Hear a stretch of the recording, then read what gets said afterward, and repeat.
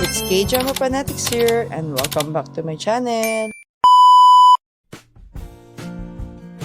My Demon, upcoming Korean drama this November 2023.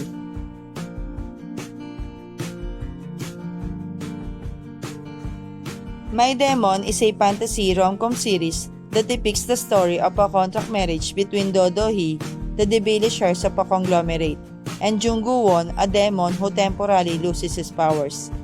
This momentary loss brings them fleeting happiness but ultimately leads to hell. Their relationship soon develops romantically. The main cast is starring Song Kang, Kim Yoo-jung, and Lee Sang-hee. Kim Yoo-jung will be playing as the role of Do Do-hee, a chaebol hearse who is everyone's enemy and she does not trust anyone and falls in love with a demon. As an outsider to Mire Group, Do Do-hee learns the ways of the world early on and became cold. Cynical of love, she makes a contract with demon Jung Woo-won and experiences a change beyond one's imagination. As a figure surrounded by enemies all around her, there's a question that Jung Woo-won, who appears in front of her, will be her savior or a destroyer, while Song Kang will transform into the absolutely perfect and devastatingly charming demon Jung Woo-won. Woo-won lives his life of eternity, making dangerous yet sweet deals with humans, who current lives are like hell but holding their souls as a collateral. Woo-won continued his reign for 200 years while thinking humans to be insignificant.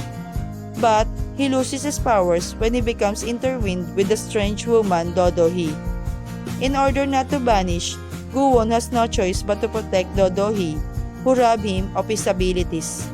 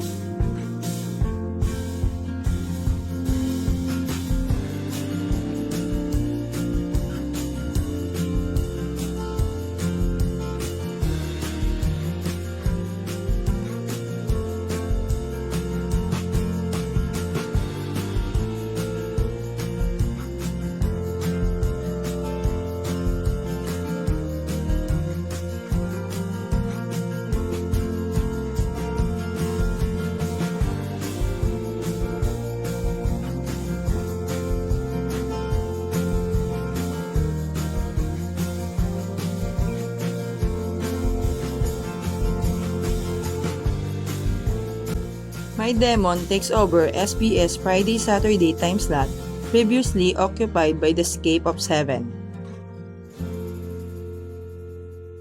Thank you for watching. Don't forget to subscribe, like, and share.